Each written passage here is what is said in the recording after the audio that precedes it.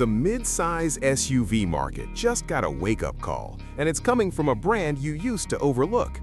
If you're currently sitting on a waiting list for a generic Japanese hybrid because you think it's the safe choice, you're essentially buying yesterday's technology at tomorrow's prices. This is the 2026 BYD Song Plus. It's no longer the budget option. It's the car that's making the heavy hitters in the segment look like they're stuck in 2015. But before you cancel your deposit, there is one specific thing that BYD's engineering team might have completely fumbled regarding the rear suspension setup. And if you value a smooth ride, this might be a total deal breaker. We'll get into the shocker under the skin in a few minutes. Look at this silhouette.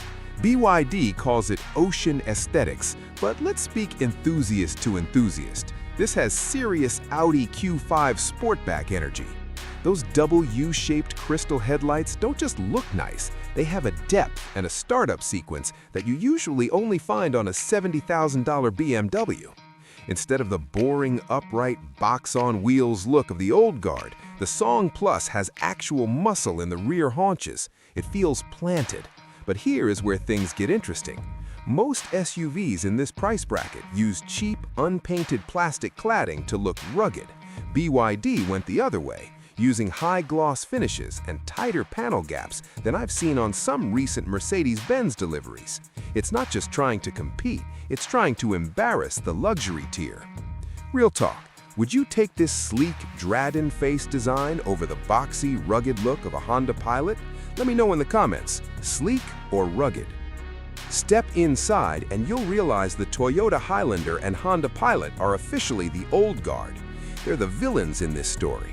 The cars that have stayed reliable by being boring and tech-averse. While the Highlander is still rocking a screen that feels like an afterthought, BYD gives you this, a 15.6-inch rotating intelligent cockpit. It's not a gimmick. When you're using the D-Link 5.0 system for navigation, having it in portrait mode actually changes the driving experience. You see the road ahead of you, not just the buildings to your left and right. It's powered by a chip that actually handles 5G speeds without stuttering. But the real tech nerd win? The Blade battery. This isn't just a battery, it's a structural part of the car. It's safer, more compact, and it gives this SUV a center of gravity that makes it handle less like a boat and more like a sports sedan. We're halfway through, tech check. Are you a fan of the all-in-one giant screen, or do you need physical buttons for your AC? Drop a screen or buttons below. The real shocker is under the skin.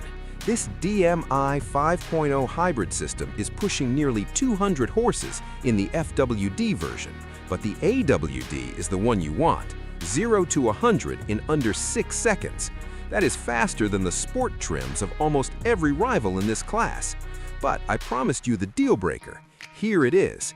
BYD tuned this suspension for comfort, which is great for the city, but if you hit a series of undulating bumps at highway speeds, the rear end can feel a bit floaty. It lacks that planted European damping that some enthusiasts might crave.